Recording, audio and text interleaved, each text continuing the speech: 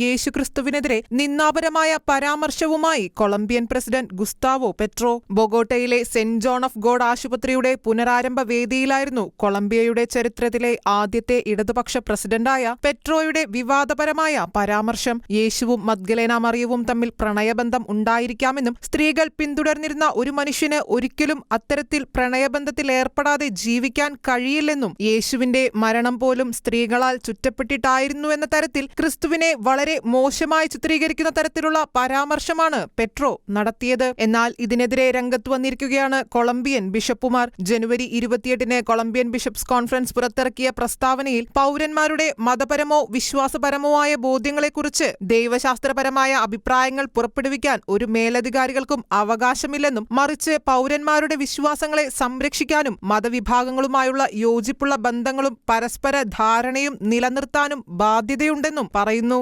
രാജ്യത്തിന്റെ ഭരണഘടന 2011 ഭരണഘടനാ കോടതി വിധി 817 മതസ്വാതന്ത്ര്യത്തെയും ആരാധനയെയും കുറിച്ചുള്ള 1994 നിയമം 133 ആർട്ടിക്കിൾ 4 എന്നിവ വ്യക്തികളുടെ വിശ്വാസങ്ങളിൽ ബഹുമാനം, സംരക്ഷണം എന്നിവ അനുശാസിക്കുന്നുവെന്നും പ്രസ്താവനയിൽ ഓർമ്മിപ്പിച്ചു. കർത്താവായ മിശിഹായുടെ വ്യക്തിത്വത്തെക്കുറിച്ച് സംശയമുള്ളവർ സുവിശേഷങ്ങളുടെ വസ്തുനിഷ്ഠമായ ഉറവിടങ്ങളിൽ നിന്ന് വിവരങ്ങൾ തേടാനും ഇക്കാര്യത്തിൽ ഏതെങ്കിലും ഉപരിപ്ലവത ഒഴിവാക്കണമെന്നും ബിഷപ്പ് കോൺഫറൻസ് പറഞ്ഞു. ക്രൈസ്തവരെ സംബന്ധിച്ചിടത്തോളം യേശുവിന്റെ നാമം പരിശുദ്ധമാണ്. ക്രിസ്തുവിന്റെ വ്യക്തിത്വത്തിന് ഒരു ചരിത്ര വ്യക്തിയുടെ പ്രാധാന്യം മാത്രമല്ല, സത്യദൈവത്തിന് നൽകുന്ന ബഹുമാനവും ആരാധനയും ആവശ്യമാണെന്നും എപ്പിസ്കോപ്പേറ്റ് ഊന്നിപ്പറഞ്ഞു. അധികാരത്തിലിരിക്കുന്നവർ പവിത്രമായതിനെ നിസ്സാരമായി കാണരുതെന്നും കൊളംബിയ നേരിടുന്ന ഗുരുതരമായ പ്രശ്നങ്ങളിൽ നിന്ന് ശ്രദ്ധ തിരിക്കുന്നതിന് യേശുവിന്റെ നാമം ഉപയോഗിക്കരുതെന്നും സെനറ്റ് മൗറീഷ്യോ ഗിറാൾഡോ പ്രസ്താവിച്ചു.